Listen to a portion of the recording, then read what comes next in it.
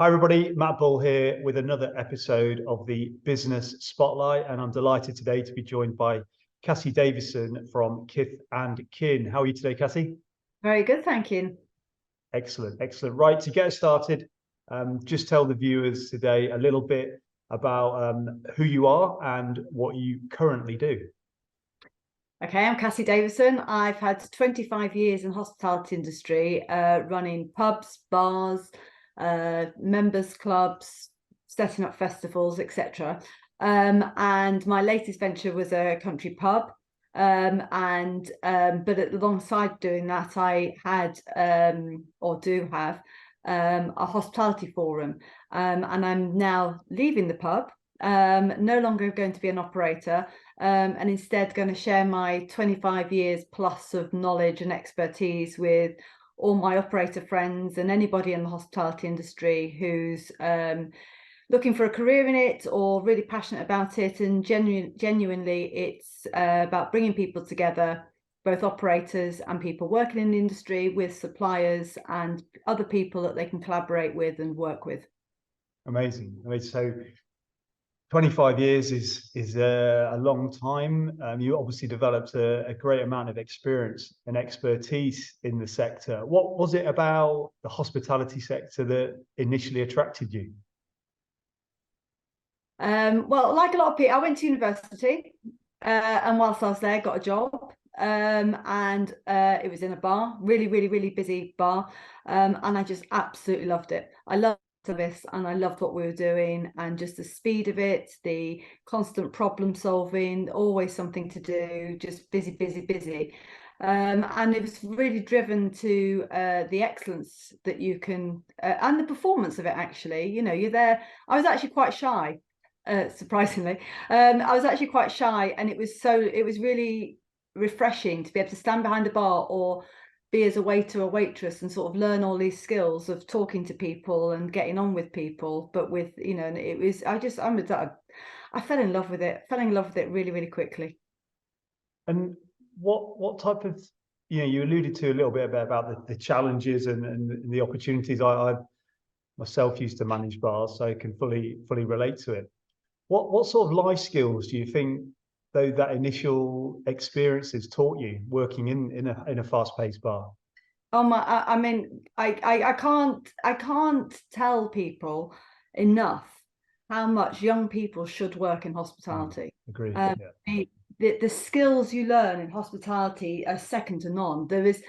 You don't learn anything that's not transferable. I mean, just from the very basics of, learning to clean. You learn to clean perfectly. You're the best cleaner around. And then working as a team, obviously, because it just does not function unless everybody's working together. And by working as a team, it's more than just here we are. It's absolutely recognizing everybody else's strengths and weaknesses, and as a team filling in all those holes and gaps for other people as well. So it's a real bonding experience. And somebody actually recently, I was talking to another operator the other day who used to play rugby, and he was like going, it's like leading, being the captain of a rugby team. And I just went, oh my goodness, yeah, it is. It's exactly like sport in that way. But then relating to customers, my staff sometimes say, oh, that customer said that to me. I said, well, I'm sorry, it's your job. Do you have to take that sometimes? You just, good, nice customers, not so pleasant customers, but you are there. Your role is host. So you're hosting all the time, constantly. And to learn that skill of basically putting aside your everyday sensibilities and making sure that the customer comes first at all times, they're more important than anybody else in that room, is a real skill. And then on top of that, it is obviously the skills of serving, the actual physical, using a till or numeracy and all of those kind of things. But then it's a constant problem solving. In any hospitality business, you open the doors and you don't know what's going to happen next, and there's so much fun in that. But as a young person learning that, it's unparalleled. You don't get that anywhere else. Yeah. I still remember pot washing at Rothley Court, and the head chef was an ex-army. Yeah. army guy, and you knew where you were. Let's just say that. Yeah. So start in the sector, and then you obviously ended up running your own establishments. What when you started those? I mean, what was the first sort of time that you sort of owned or ran a premises yourself? Can you take us back there? Yeah, I was really young. So I'd just come out of university and I decided that hospitality is what I wanted to do. I loved it so much and I could see other people doing it and I thought I could do it better. So I was really driven for the excellence. I was like, I wanted to get it right and I knew how to get it right. And I went to go and get some jobs and basically I just couldn't get the jobs I wanted. And so me and a group of friends decided to club together, raise some cash, and we opened our own place. So I was only just 23 when I opened my first place. Wow. And then yeah, I say the rest is history. Because and then you sort of I got to 30 and thought, what am I doing? Do I really want to do this? And by which point it was now too late for me to go and get a proper job. But I mean, I keep doing it, but every single time I do it, it is because I love it. And every single venue I've opened has had a different feel in terms of it kind of like they've grown up with me. They've always been places that I love, and so places that I would want to go to. So it's delivering for other people what I think the perfect bar or the perfect restaurant or the perfect pub is. And that's really what I've been driven by. I can't stop myself. So I mean, starting a business for anybody is always I suppose a risky time, but often people, as I say, are driven by a passion to deliver something to the world. How do you think you sort of got through those early days? Because hospitality is a pretty exposing way of starting a business. You're there to be judged, aren't you, by the people that you serve. Were there some tough times in those early days? The tough times weren't necessarily the early days, actually, because I think in the very early days, I say I was only 23, so I was very naive. And so you get through quite a lot with just naivety and hard work and just keep going. And so actually, I don't think the hard times were those early days. That was just, there were extremely long hours, setting up my businesses and doing like 80-hour weeks, but hospitality back then, it isn't like that now. Hospitality back then, that's what it was. It was get up in the morning, work. And if you got a day off, you were lucky. And so, but I think even looking back over those 25 plus years, that the hard times have all been dealt with in exactly the same way, through tenacity and resilience and creativity. And I think that that's the joy of hospitality, is that it does require a lot of creativity. There's always a crisis. I always say there's always a crisis in hospitality. I mean, there's always some. Go on. No, that was yeah. There was it. Yeah, those are the things that sort of get you through it. Yeah, I mean, you alluded to the fact that you've had to change and pivot, and you've created establishments as you've seen what the market wants, and you clearly take great passion from that. How do you think the sector has changed? I mean, I know 25 years is a long time, but perhaps more in recent years, it's been tough, obviously, with lockdowns and things like that. I suppose what's your observation about how the sector has changed? I think that over most of that time, as I say, there's always a crisis in hospitality. There's always something. So even like the smoking ban was a crisis for hospitality, because how do you suddenly change from being somewhere where people are smoking to suddenly what happens next? But I think, and so you're always looking on the horizon for the next thing, and you're always planning for it and sort of trying to pivot and create and move. And society changes. How we behaved culturally 20 years ago is very different to how we behave now. And so you're always evolving, you're always moving forward, you're always looking for what the next thing is. And I mean, even things like people moving to low alcohol and no alcohol. It doesn't mean that people don't go to the pub anymore, but it does mean that the pub has to think about how it accommodates that, or how it still remains relevant for people. But I think right now, I think hospitality, I think you can use the word crisis properly, because I think it really is. I think it's not one thing, it's lots and lots of things, and it's not one clear thing that everybody's battling. So for some, the cost of living is obviously an issue for everybody, because it means people are going out, and when they are going out, they're spending less. I think COVID changed people culturally significantly. I think lots of people invested in their own gardens, they invested in and they saw different ways of socializing, or how they were going to be nurture their relationships rather than having to go to the pub. I think we've got huge staff shortages, and that's a combination of factors, huge staff shortages, and that's partly to do with how the industry has declined and not invested in its people for a very long time, coupled with things like COVID and Brexit and all of those things really compounding that. And then energy, it's non-stop at the minute, and nobody can really see anything clear way to support the industry. I know that sort of the national bodies are sort of campaigning for business rate changes and VAT changes, and they may or may not happen from the policy point of view, but they're not going to solve the problem for most people. They'll help, they won't solve the problem. So I think there's massive challenges in the hospitality industry at the minute, and I think inevitably there is a change happening in the industry in terms of a shift to different types of businesses, and the businesses that will survive. However, I think given the human nature and the way that we culturally relate to each other and behave towards each other, I think the role of hospitality will never change. It's absolutely essential to society and the way that we function. Having that place that we go that's not work and not home, where we're not got responsibilities, we can just sit with our friends and family and the people we care for, and actually just have a genuine, free conversation without having to worry about the washing up, or who's making the cup of tea. Those things will always be relevant and always really important. And so places to go to acknowledge all the big milestones in your life. This is where you go to the pub, you go to the restaurant, you go to the cafe, coming together as a group of people, to go to a festival. These are not going to change.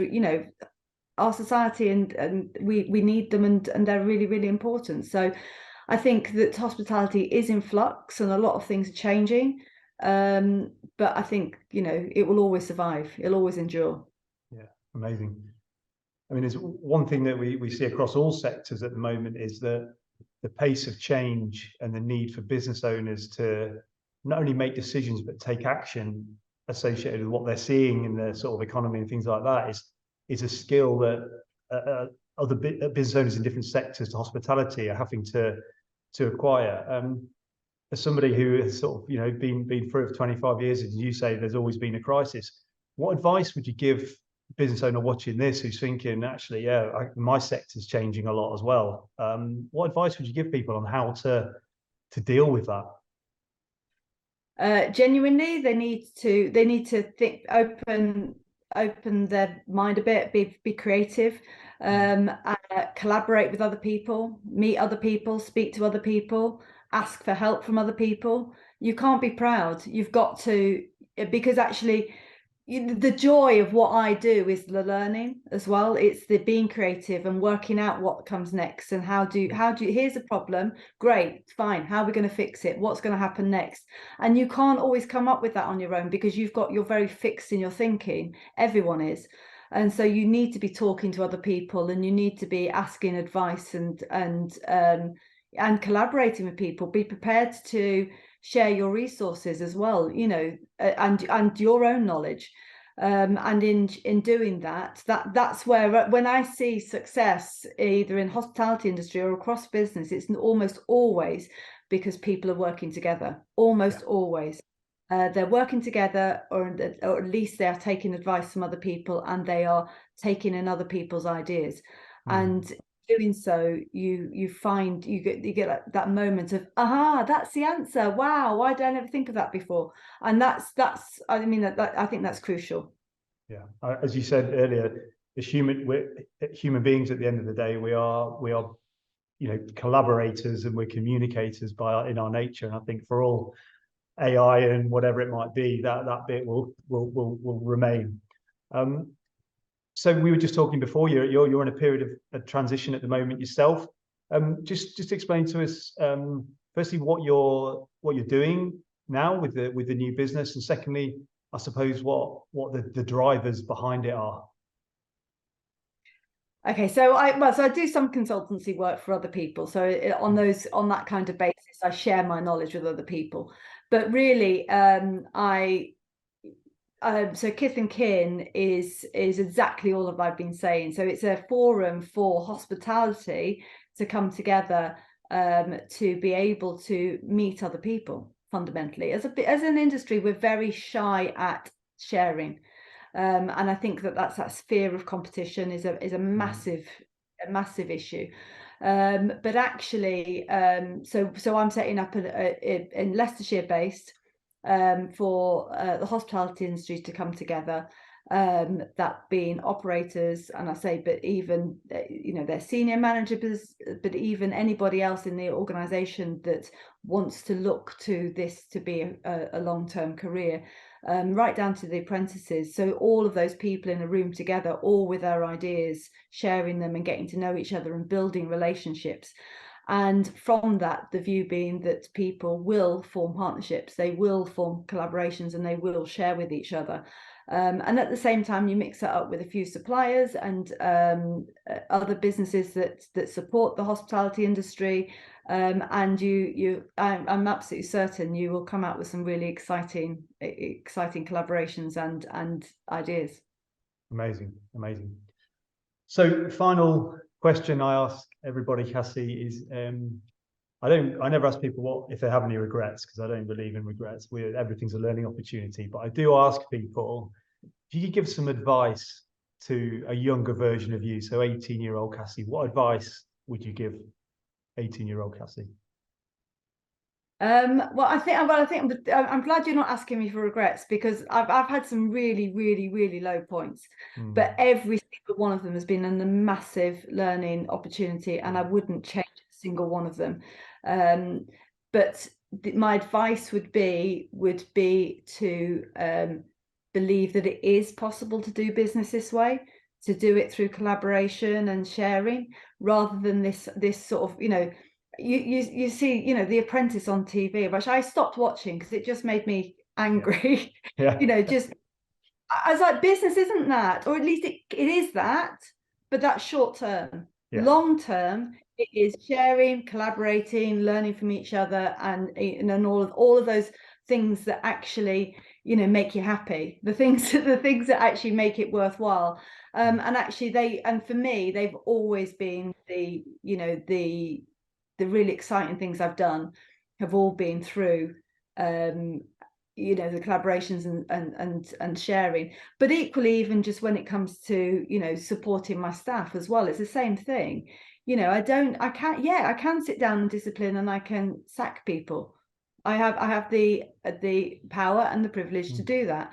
But actually, it's never really served me very well at all. And actually, the things that I get more value out of are when you actually treat another human as another human, and you understand what those strengths and weaknesses are, and you build other people and you help other people. And so actually, my advice would be to my 18-year-old self is that business isn't this horrible cutthroat thing. It is all of those things that, with my own integrity, you can hold on to your integrity in business, and you can approach it with that attitude of sharing and collaboration. Amazing. On that note, Cassie, it's been an absolute pleasure having you on this episode of the Business Spotlight. I wish you every success with the new venture, and again, many thanks for joining us on this episode of the Business Spotlight. Absolute pleasure. And to our viewers, we look forward to seeing you on the next episode. Many thanks.